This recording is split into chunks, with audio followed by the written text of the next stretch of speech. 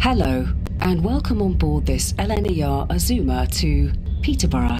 Welcome to The Truth About the East Coast Main Line, episode number 1. Just like all my series on the channel, we'll go from south to north. Today's video is going to be London to Peterborough. Talking about London, this video gives a unique opportunity to connect it with the videos that I've made recently. For those of you who are wondering, yes, I'm talking about congestion pricing. For the first part of this video, we'll analyze congestion pricing and whether or not it's worked in London. Please exit through the rear door. Doors open. As always, thanks to my patrons. Your donations make this content possible.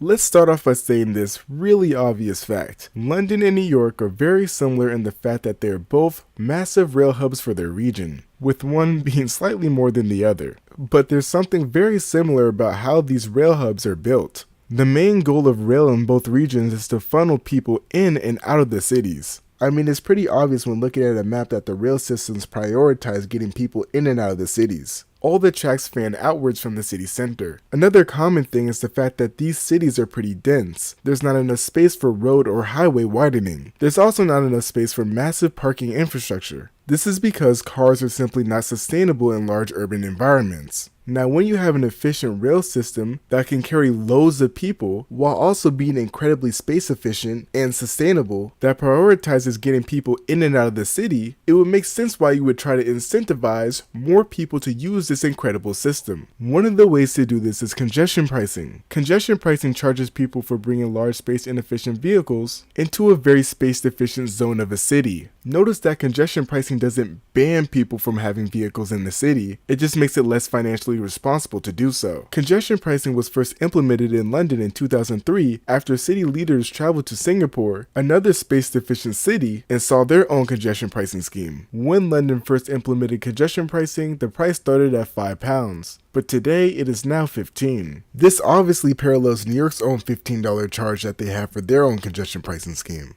Within a decade, automobile travel within central London was reduced by 10%. Now, it's not entirely certain whether or not congestion pricing had a role in decreasing car travel in central London, but let me just say this. In that decade, the City of London spent £1.2 billion from that congestion pricing scheme on public transportation. $960 million of that went to the bus network. Now, you don't have to be an actuarial science major to calculate the probability of funding public transportation more, causing an increase in public transportation ridership. And with London having one of the largest congestion pricing zones in the world, it would be fair to consider that congestion pricing played a role in the increase of public transportation ridership in London. Just like New York, the congestion pricing zone is mostly made up of the main financial district, along with commercial and entertainment centers. However, that's not to say that there aren't residents living within the congestion pricing zones. Transport for London, TfL, found that congestion pricing had no effects for residents traveling within the zone. However, they did find that there was an extreme decrease in car traffic around the zone, with a large increase in cycling. There was also a very slight decrease in car-related fatalities, but again, TfL didn't just implement congestion pricing. They also did other infrastructure projects as well, including safety improvements to their roads, decreasing speeds on their roads, more bicycle infrastructure, added bus services, and overall more public transportation infrastructure. But who knows, American cars are a lot larger and deadlier than European ones, so maybe the slight decrease in fatality rates that London saw would be larger in New York. Okay, now a 10% decrease in car travel around the city of London at first glance doesn't sound like a lot, but then when you realize that the level of car travel in UK cities outside of London is actually increasing, and the fact that London's population has grown by over 1 million, even passing New York's stagnant population, that little 10% decrease actually starts to mean a lot, especially when you realize that the economy in central London is actually booming. With that being said, I'd like to end this section of the video off on this. London is doing something right that New York isn't. And I think the problem is that New York City isn't playing its role of being the North American, non-North American city. I found that in the past 5 years, once our population really began to stagnate, the government started to panic, trying to reach back and chase that population growth again. But instead of doing actual useful stuff like upzoning, building more affordable housing, and truly pushing and being innovative with public transportation infrastructure projects, the key word is innovative, they decide to appeal to car-brand individuals who aren't even a part of the New York City tax base in the first place. And all that's done is made the city more expensive to live in without actually providing any government benefits. I actually first realized this when the MTA decided to not even research subway as an alternative for the IBX, and then to choose light rail?